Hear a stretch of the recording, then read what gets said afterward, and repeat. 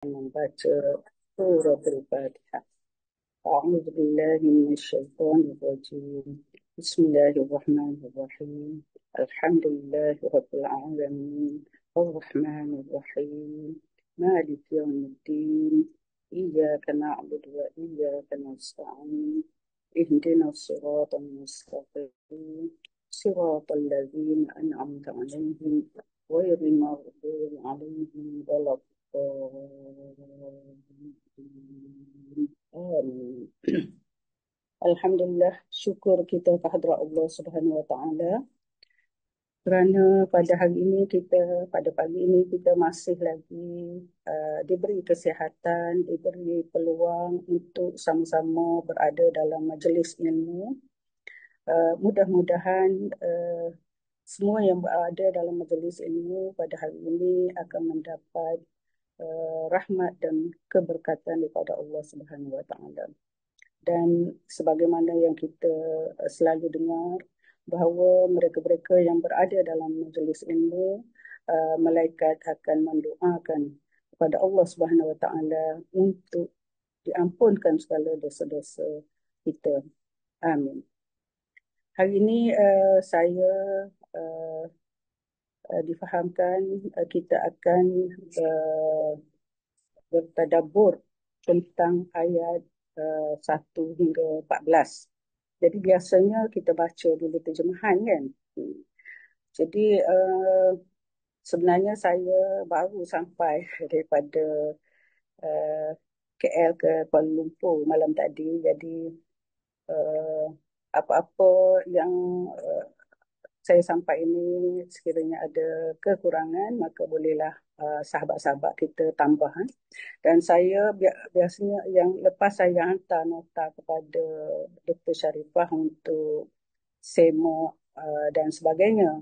Jadi kali ini saya tak sempat, mungkin saya akan hantar selepas ni lah nota yang saya catat sikit-sikit untuk sama-sama kita perhatikan. Dan saya memang tak mahir lah untuk paparkan dalam skrip ini, tapi puan-puan boleh rujuklah dalam mushaf masing-masing tentang ayat 1 hingga 14 ya. Pagi ini 1 hingga 14. Sebagaimana yang kita telah maklum bahawa kita sebenarnya sudah menjadi rutin harian kita untuk membaca surah ini, dan saya yakin kebanyakan kita telah pun menghafaz. Sebab lama dah kita baca, maka kita telah pun menghafaz surah Al-Mulk ni. Kalau yang pernah mendapat pendidikan bahagian pendidikan Islam ke bahasa Arab ke, memang rasanya surah ini wajib dihafal lah. Dan salah satu kenapa kita perlu menghafaz ataupun menghayati ataupun mentadabbur surah ini ialah terkena juga dengan surah Al-Maniq, iaitu surah yang penghalang. Maknanya ada hadis, walaupun hadis itu tidak sampai kepada martabat yang tinggi, tetapi kita boleh beramal dengannya, iaitu dapat melepaskan daripada seksa kubur dan sebagainya lah, bagaimana yang kita tahu. Jadi kita amal lah. Kita amal serta kita tadabbur makna, kita tengok makna dan terjemahan serta tadabbur ayat-ayat yang kita baca supaya meresap ke dalam jiwa kita. Jadi saya hari ini secara ringkas, sebab saya rasa sebelum ni Ustaz Muhammad rasanya saya pernah ikuti juga, telah pun mentadabburkan ayat ini dengan panjang lebar.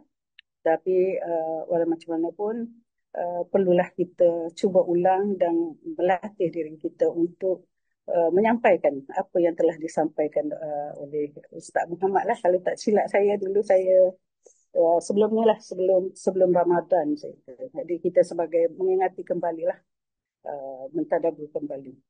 Salah satunya saya nak bagi tahu, saya ni kebetulan masanya tak berapa cekap, jadi saya terpaksa tengok dalam ni, mata saya ni dia macam bermasalah sikit. Patutnya kena buat apa tu, katarak kan. Jadi semua saya cubalah. Kita tengok terjemahan ayat pertama. Bismillahirrahmanirrahim. Izinkan saya baca sekali lagi serta terjemahan. Tabarakalladzi biyadihil mulk wa huwa ala kulli syai'in qadir. Tabarakalladzi. Asal perkataan daripada barakah kan. Maha berkat, maha tinggi kelebihan Tuhan uh, yang menguasai pemerintahan di dunia dan di akhirat. Dan maknanya ke kekuasaan Allah ini ialah mencakupi uh, dunia dan akhirat. Kalau pemerintahan yang dimiliki oleh manusia di atas dunia ini ialah hanya pemerintahan di dunia saja. Jadi pemerintahan Allah iaitu kekuasaan Allah ialah kekuasaan yang mutlak yang tidak dapat ditandingi oleh manusia, yang mempunyai keberkatan dan dia maha berkuasa untuk memberi berkat kepada sesiapa saja yang dikehendaki oleh Allah Subhanahu Wa Taala. Keberkatan ini ataupun ketinggian kekuasaan Allah ini dapat kita lihat kepada alam dan kejadian manusia sendiri, bukti kekuasaan kekuasaan Allah Subhanahu Wa Taala. Kita tengok wa huwa ala kulli syai'in qadir, dan dialah yang maha berkuasa ke atas setiap sesuatu. Jadi maksudnya kalau pemerintahan manusia mencakupi pemerintahan di dunia sahaja, maka Allah ini mengawal seluruh alam ini, sama ada di dunia dan lebih-lebih lagi di akhirat lah. Jadi segala peraturan yang dibuat oleh Allah adalah sesuai dengan apa yang dikehendaki, apa yang dapat diperolehi keberkatan yang melimpah ruah kepada hamba-Nya di muka bumi ini. Tabarakalladzi biyadihil mulk wa huwa ala kulli syai'in qadir. Dan kita boleh mengambil tindakan apabila kita faham bahawa Allah itu ialah yang maha berkuasa. Apa yang perlu kita lakukan? Tadi kita kira tadabbur dan tazakur sebagaimana yang dikehendaki oleh Dr. Sharifah yang dia bagi taklimat kepada kita, iaitu mana kita memahami bahawa kekuasaan Allah berkuasa ke atas hamba dia. Jadi apa yang perlu kita ambil tindakan apabila kita faham bahawa Allah itu maha berkuasa? Maka tindakan ataupun apa yang perlu kita lakukan ialah kita mestilah mengikut segala peraturan yang telah ditetapkan oleh Allah serta menyampaikan apa yang kita tahu kepada orang lain sebagaimana konsep yang dibawakan oleh rumah mengaji kita, iaitu baca, faham dan amal. Kita hendaklah mengikut peraturan-peraturan ataupun perintah yang terdapat dalam Al-Quran dan Sunnah Nabi SAW.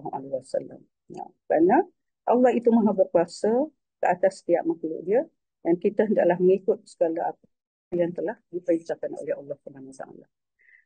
Kita tengok ayat yang kedua, iaitu Allazi khalaqal mauta wal hayata liyabluwakum ayyukum ahsanu amala wa huwal azizul ghafur.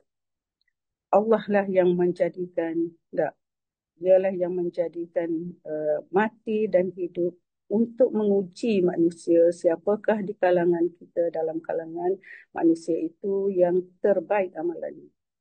Wahwal azizul ghafur, dan dialah yang maha perkasa lagi maha pengampun. Okay, kita tengok kenapa Allah Subhanahu Wa Taala menyebut ataupun mendahulukan perkataan al-maut daripada al-hayah. Kerana asal manusia ini ialah tiada, tidak dijadikan oleh Allah Subhanahu Wa Taala lagi, kemudian dihidupkan. Dan ada juga tafsir mengatakan hidup kemudian mati. Jadi maksudnya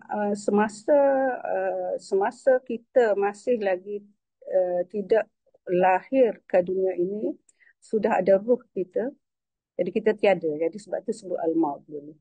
Uh, Kemudian di situlah kita dapati perjanjian antara ruh manusia dengan Allah apabila ditanya, siapakah Tuhan kamu? Maka ruh-ruh manusia ini telah menjawab, telah mengakui bahawa uh, Allah lah Tuhan kami.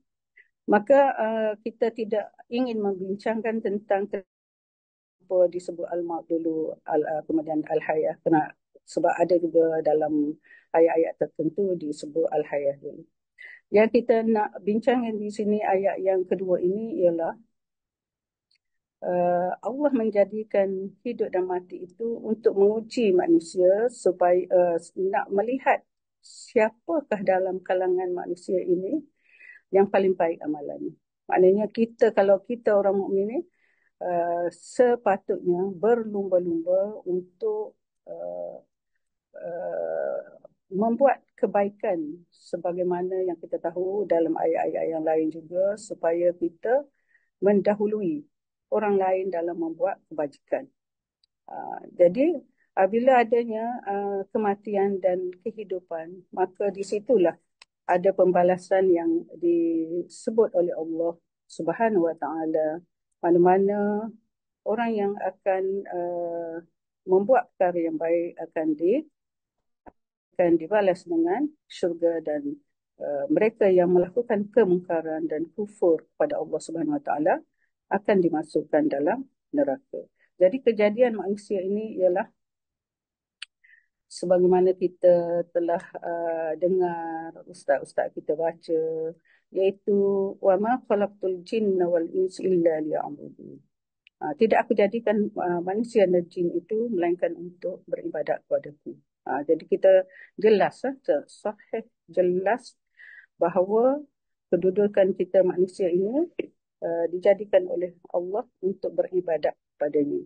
Jadi belum nak tengok siapa yang paling baik amalannya. Jadi kalau kita dah tahu bahawa tujuan hidup kita ialah untuk beramal ibadat kepada Allah, maka kita hendaklah berlumba-lumba untuk melakukan amal ibadat. Amal ibadat bukan sahaja kepada ibadat yang khusus, iaitu ibadat merupakan ibadat yang lebih luas lagi. Semua perkara yang kita lakukan, sekiranya kita niat kerana Allah Subhanahu Wa Taala, maka itu dikira ibadat. Kita berada dalam majlis ilmu adalah ibadat.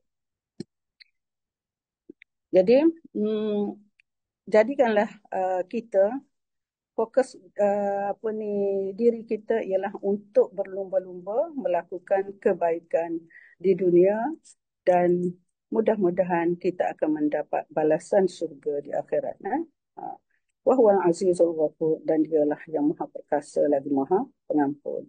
Jadi pengampun di sini, maka kita ingatlah bahawa kita ni perlu sentiasa beristighfar kerana Allah maha pengampun, mengampuni segala dosa-dosa yang kita lakukan sepanjang hari. Jadi muhasabahlah diri kita. Sekiranya terdapat perkara yang kita lakukan tanpa sengaja, jadi itu diminta kita supaya beristighfar sebagaimana yang dianjurkan, iaitu 100 kali istighfar, 100 kali selawat. Jadi mudah-mudahan kita mendapat keampunan dan syafaat daripada junjungan kita Nabi Muhammad sallallahu alaihi wasallam dengan berselawat. Kita tengok pula kita tengok pula ayat seterusnya, iaitu ayat yang ketiga, allazi khalaqa sab'a samawati tibaqa ma tara fi khalqir rahman min tafawut farji'il basara hal tara min futur.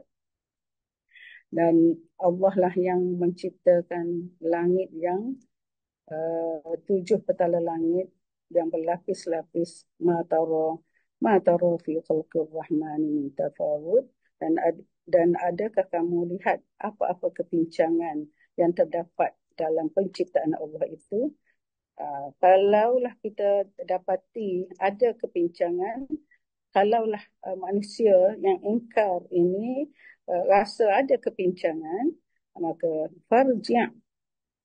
farji'il basar hal tara min futur, maka engkau lihatlah sekali lagi, pandanglah ke arah penciptaan Allah itu. Adakah kamu melihat perkara-perkara yang uh, pincang ataupun cacat? Jadi ini ialah bukti Allah Maha Berkuasa dan mencabar orang-orang yang kafir, yang ingkar kepada kekuasaan Allah, supaya memandang, melihat kepada penciptaan Allah, terutamanya dalam ni dia sebut tentang 7 petala langit yang berlapis-lapis. Terdapat kepincangan dengan penciptaan langit yang berlapis-lapis itu, yang tidak ada tiangnya, yang jadi Allah cabar manusia yang ingkar supaya lihat lagi pada ayat yang ke seterusnya. Summarji'il basar karratain yanqalib ilaikal basaru khasi'an wa huwa hasir. Allah cabar. Kemudian lihat lagi. Lihat beberapa kalilah karratain itu. Kalau karrah itu sekali lah. Karratain itu maknanya 2 kali. Lihat lagi ya. Lihat lagi. Kemudian kembali lihat beberapa kali yang paling nascaya apa yang kamu lihat terbalik kepada kamu dengan keadaan hampa. Tak dapat nak mencari kecacatan dan kebincangan terhadap penciptaan Allah. Jadi wahuwa hasir, dengan rasa kecewalah. Maksudnya kalau kita nak cari tentang penciptaan langit yang Allah cipta berlapis-lapis itu, kecacatan atau kebincangan, maka kita tidak akan berjumpa dan kita akan rasa letih. Bagi mereka-mereka yang tak percaya itu, Allah cabar supaya tengok kepada penciptaan langit, tengok lagi beberapa kali. Apa yang dapat hanya letih, tidak akan terdapat apa ni, kepincangan. Tidak akan dapat lihat kepincangan terhadap penciptaan langit. Jadi apa yang perlu kita buat tindakan ialah sentiasa membesarkan, sentiasa yakin, sentiasa memperkukuhkan keimanan dan ketakwaan kita, kerana bukti kebesaran Allah itu telah terdapat dalam penciptaan penciptaan manusia, penciptaan langit dan sebagainya. Semalam kita dengar juga Cikgu Mailan menyebut tentang bagaimana tubuh badan kita ni Allah jadikan dengan begitu indah. Tidak dapat perkara-perkara yang boleh kita, orang kata, nak benda yang Allah ciptakan ke atas diri kita. Dengan wajahnya, dengan kedudukan mata, hidung dan sebagainya. Itu ialah tentang kejadian manusia.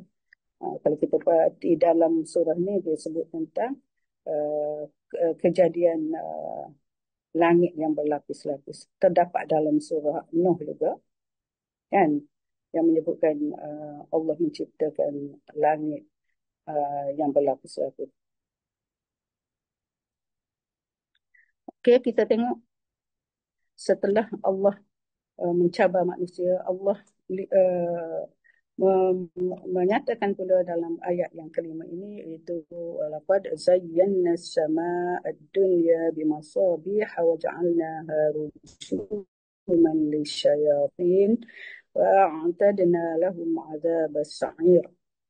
Dan Allah menggunakan walaqad, perkataan sesungguhnya, taukid, sumpah sumpah qasam. Jadi untuk memberi perhatian supaya manusia memerhatikan apa yang Allah nak sampaikan.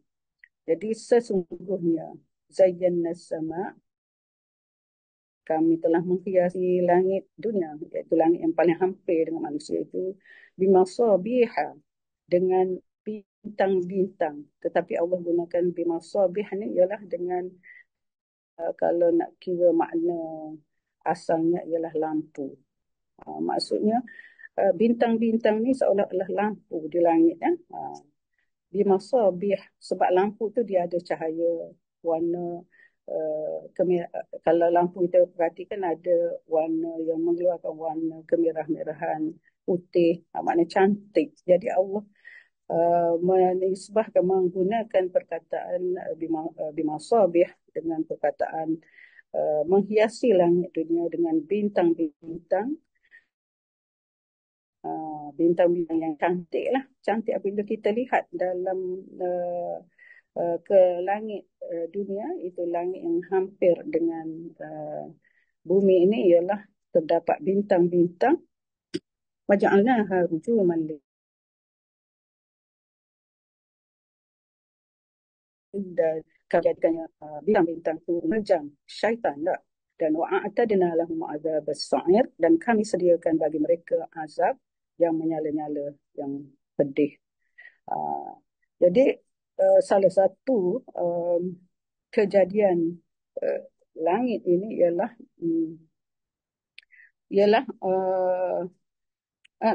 salah satu Allah menghiasi bintang-bintang di langit ini selain daripada untuk mencantikkan atau tengok, oh cantik sungguh kejadian Allah. Selain daripada uh, langit yang berlapis-lapis dihiasi pula dengan bintang-bintang yang diistilahkan di sini sebagai lampu-lampu lah di masabih di langit dunia.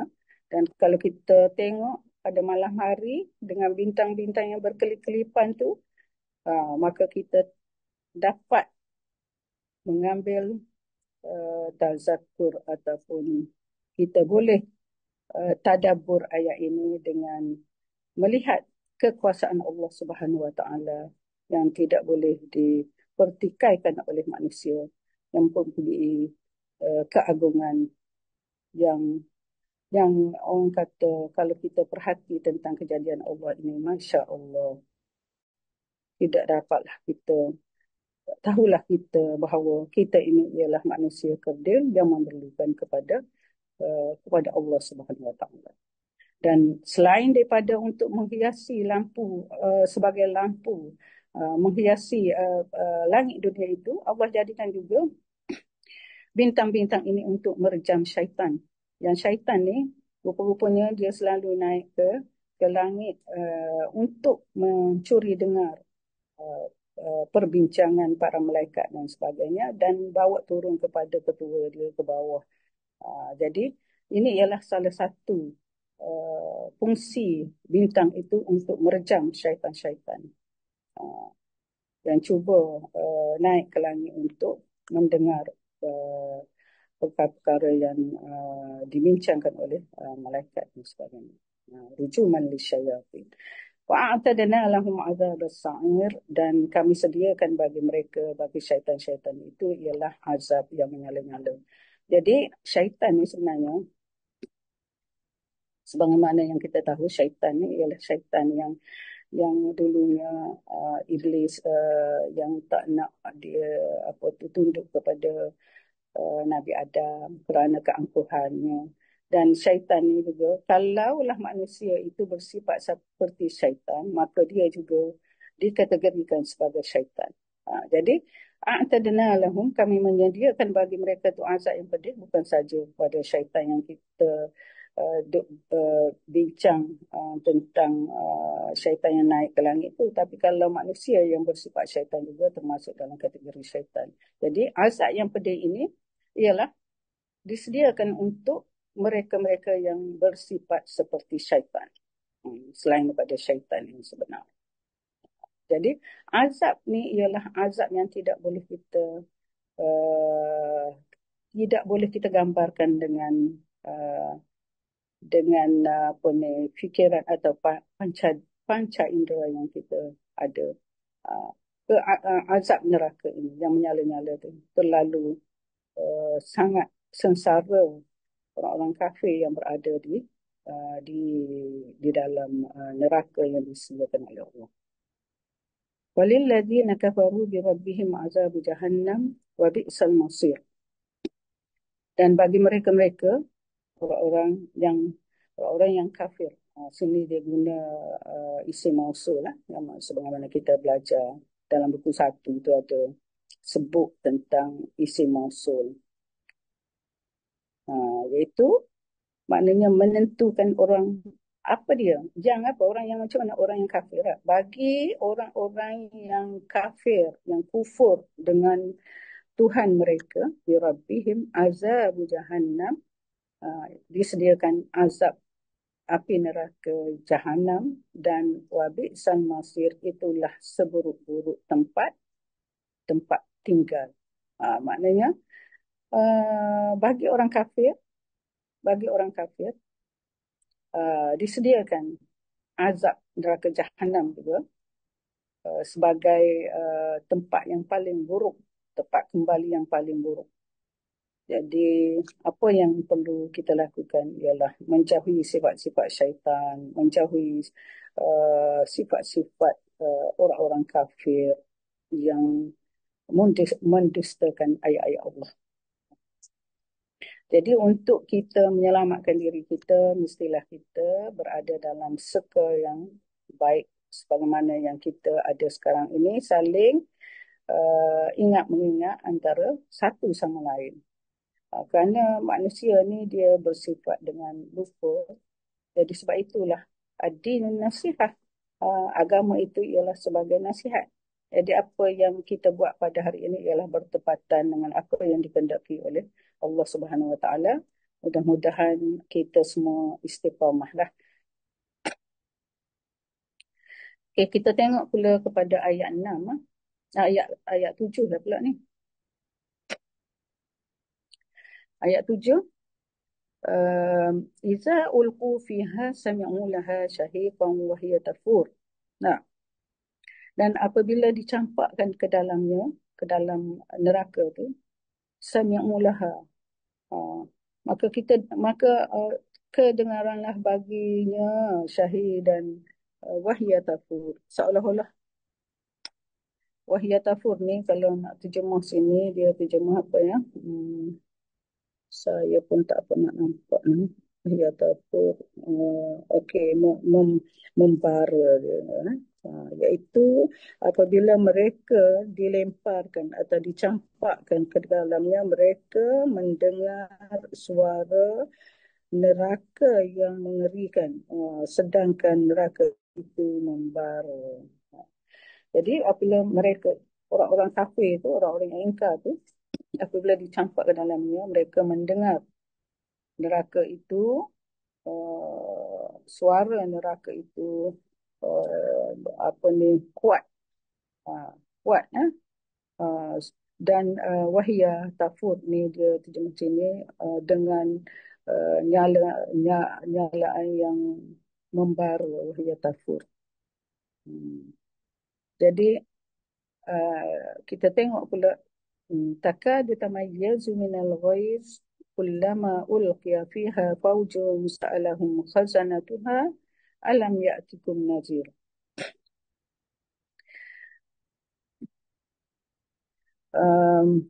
Hampir, kita tengok terjemahan sikit ya, hampir meledak kerana marah setiap kali ada kumpulan orang-orang kafir dilemparkan ke dalamnya. Penjaga-penjaga neraka itu bertanya kepada mereka, apakah ada orang yang datang memberi peringatan kepadamu di dunia? Penjaga neraka tanya. Jadi apabila dilempar ke dalam neraka, orang-orang yang ingkar itu mendengar tempikan neraka itu dengan kuat, seolah-olah nak pecah lah.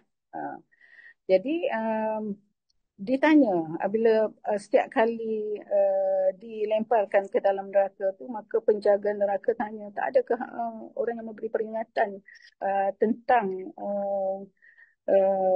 perkara-perkara yang diperintahkan oleh Allah. Tak adakah apa ni, penjaga neraka bertanya kepada mereka-mereka yang dicampak, iaitu orang-orang kafir, orang kufur, syirik terhadap Allah. Tak adakah diberi peringatan, orang yang memberi peringatan kepada kamu? Jadi apa yang kita dapati daripada ayat 7 dan 6 ni menunjukkan keadilan Allah Subhanahu Wa Taala, bukan saja-saja nak campakkan manusia ke dalam neraka, melainkan setelah diberi peringatan, setelah diutuskan Rasul uh, membawa kebenaran, tetapi diingkar, orang-orang kafir ini ingkar untuk mendengarnya, maka barulah uh, Allah apa ni, mengazabkan mereka, menempatkan orang golongan kafir ini ke dalam neraka. Jadi kita boleh ambil pengajaran bahawa Allah itu maha adil terhadap hamba-hambanya. Setelah diberi peringatan, setelah diutuskan Rasul, engkau juga tak mahu juga mendengar ayat-ayat Allah. Maka Allah campakkan mereka ke dalam neraka. Mereka menjawab tau. Mereka menjawab pula. Ayat 9 tu kita tengok qalu. Qalu tu asal perkataan qala lah kalau satu. Tapi kalau dah ramai jadi qalu. Mereka menjawab. Asal perkataan qalu tu ialah qawala yaqulu. Jadi kita nak tahu asal perkataan tu, kita tengok kepada fi'il mudhari' lah. Qala yaqulu. Maknanya asal perkataan qala tu ialah qawala.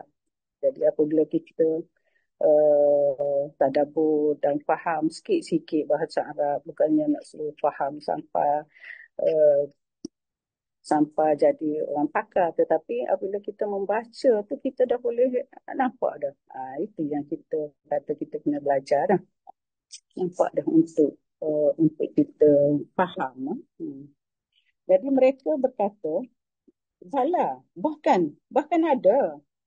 Qad sesungguhnya telah datang, orang yang memberi peringatan telah datang amaran, ya. Fakadzamna, maka kami telah mendustakan.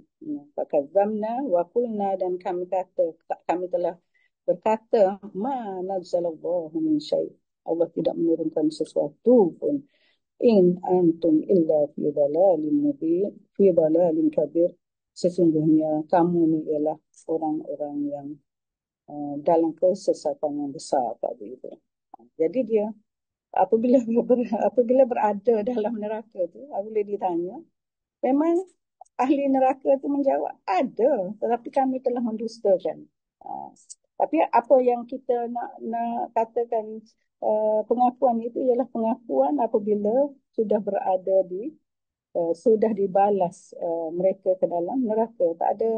Tak boleh buat apa dah. Tak boleh dah kata nak balik ke dunia, nak percaya, nak buat amalan, inna muqinin. Sesungguh kami telah yakin tak, dalam ayat Dukhan pun ada. So, kita rujuk balik. Jadi mereka telah apa ni, mengakui bahawa ada Rasul pemberi ingatan. Telah ada, kalau zaman sekarang ialah pendakwah-pendakwah yang berdakwah ke arah kebaikan. Kita kalau ada apa ni, kawan-kawan yang kafir, maka kita cubalah, kalau kita dah dekat dengan mereka, cuba berdakwah pada mereka. Lepaslah tanggungjawab kita lah. Tapi sekarang ni benda dakwah ni tak boleh nak kata tak sampai lah, sebab zaman global ni, zaman IT ni, semua benda orang kata petik dengan jari je boleh kita tak nak tahu maklumat tentang keindahan, kebesaran Allah Subhanahu Wa Taala lah. Tak boleh nak kata tak sampai dakwah ke apa ke.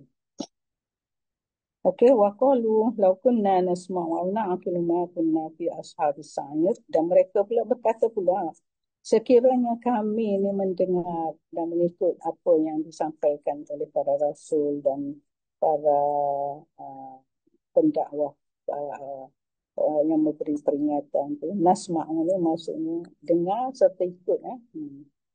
Aw na'qilu, ataupun kami fikir, ma kunna fi ashabis sa'ir, maka tidaklah jadi kami ni penjaga, menjadi ahli neraka, ashabis sa'ir.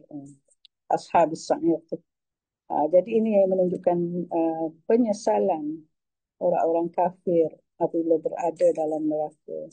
Jadi mereka kata, mereka menunjukkan kekesalan yang uh, berlaku. Na'qilu, kalau dia fikir, cuba memahami, maka tidaklah dia jadi ashabul sa'ir, iaitu ahli neraka yang menyala-nyala tu. Fa'tarafu bi dzambihim, ayat seterusnya. Fa'tarafu bi dzambihim fasuhkan li ashabis sa'ir. Maka mereka mengakulah dengan dosa mereka itu. Dengan kekufuran mereka itu. Kita tengok terjemahan yang terdapat di sini, ya. Ayat ke-11 ni ialah, maka mereka mengakui dosanya tetapi jauhlah dari rahmat Allah bagi penghuni neraka yang menyala-nyala. Jadi tak ada dah uh, rahmat Allah pada masa itu, dah tak ada dah. Jadi jadilah mereka itu ialah penghuni neraka selama-lamanya lah. Kita tengok pula ayat yang ke-12. Innal ladzina yakhshawna rabbahum bil ghaib lahum maghfiratun wa ajrun kabir. Ini ialah ayat yang ke-12. Sesungguhnya orang-orang yang takut kepada Tuhannya sewaktu mereka belum melihat azab neraka, mereka memperolehi keampunan dan pahala yang besar. Bagi mereka yang takut pada Allah, walaupun mereka tidak melihat perkara gaib yang disebut oleh Allah Subhanahu Wa Taala dalam firman-Nya, maka orang-orang yang takut kepada Allah ini akan mendapat keampunan dan pahala yang ajrun kabir, pahala yang besar, balasan yang besar. Kita lihat pula ayat yang ke-14, ayat yang 14 ya. Ya, betul. Ayat tadi ayat ke-13 kan. Okey. So, ayat yang ke-13. Asirru qaulakum aw ijharu bihi innahu alimun bi dhatis sudur. Tengok terjemahan dia sebelum kita ambil tadabbur, iaitu rahsiakanlah, wa'asirru, perkataanmu atau nyatakan saja. Maknanya wa'asirru tu sama ada kita berkata secara rahsia ataupun secara nyata. Sesungguhnya dia maha mengetahui segala isi hati. Okay. Maksudnya Allah Subhanahu Wa Taala akan mengetahui sama ada apa yang terdapat dalam hati kita. Kalau dalam hati itu secara rahsia, ataupun kita nyatakan secara jahr, secara nyata, berkata-kata secara jelas. Sesungguhnya innahu itu kembali kepada Allah.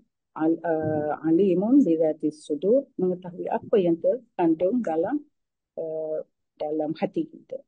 Maknanya sama ada perbuatan manusia ini secara nyata ataupun secara rahsia, semuanya diketahui oleh Allah Subhanahu Wa Taala. Jadi apa yang kita boleh ambil sebagai peringatan ataupun tazakur dah, iaitu kita tak payah nak kata kita ni apa yang tersirat ataupun tersembunyi dalam hati kita tu, Kalau kita sama ada kita nyata dengan jelas ataupun kita tak nyata, apa yang kita nak lakukan, apa yang niat kita di dalam hati itu diketahui oleh Allah Subhanahu Wa Taala. Jadi tindakan kita, berhati-hatilah kita dalam melakukan perbuatan kita semasa di dunia. Ala ya'lamu man khalaqa wa huwal latiful khabir. Okey, kita tengok sikit iaitu apabila apakah patut Allah yang menciptakan itu tidak mengetahui sedangkan dia maha halus lagi maha mengetahui. Maksud itu ialah tanda kebesaran Allah Subhanahu Wa Taala. Apakah patut Allah tidak mengetahui tak? Maksudnya Allah itu maha al-latif al-khabir. Jadi saya rasa itu ialah sebagai mengulang balik apa yang disampaikan oleh ingat baliklah apa yang disampaikan oleh Ustaz Muhammad sebelum ni. Ada tadabbur surah Al-Mulk, iaitu satu surah yang selalu kita baca dan kita cuba tingkatkan dari semasa bagi kita yang belum hafal, cuba hafal supaya hafal serta faham makna, supaya kita lebih rasa zuk ataupun menyerap dalam hati kita apa yang kita baca. Saya minta maaf sekiranya apa yang saya sampaikan ini tidak begitu memuaskan hati, kerana maklumlah kita semua ialah sedang berusaha untuk menjadi pendakwah yang terbaik lah. Sambil-sambil belajar, sambil-sambil mengajar. Kerana orang yang belajar dan mengajar itu ialah orang yang disukai oleh Allah dan Rasul. Dan azamkan kita menjadi warasatul anbiya, iaitu pewaris Nabi, Nabi-Nabi. Maknanya kalau pewaris Nabi itu, maka kita hendaklah menjadi pendakwah, menyampaikan. Jadi saya rasa sampai situ dulu. Sekiranya ada sahabat-sahabat yang nak tambah, ataupun Datuk sendiri, ataupun kalau Dr. Sharifah untuk mengambil ataupun menambah di segi tindakan ataupun tazakur untuk kita semua, saya persilakan dan saya sudahi dengan lafaz yang mulia. Wabillahi taufiq. Wassalamualaikum warahmatullahi wabarakatuh. Saya serahkan kepada Cikgu Zahra. Alhamdulillah, terima kasih Puan Ustazah Wan Nuriah di atas kupasan surah Al-Mulk ayat 1 hingga 14. Amat jelasnya kenapa kita kena baca Al-Mulk. Sebab Allah beri peringatan kepada kita, jangan ikut perangai syaitan. Tak jauh daripada perangai syaitan, sebab balasannya neraka Jahannam. Na'udzubillah. Okey.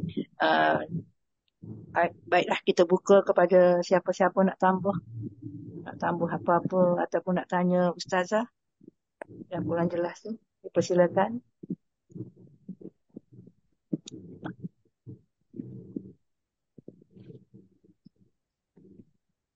Tak ada Ustazah. Okay. Sudah jelas tu. Okay, insyaAllah lah kita amalkan. Sebab memang dah sebelum ni pun dah tu kan Ustaz Muhammad dah tu. So kita amalkanlah bacaan kita Al-Mulk tu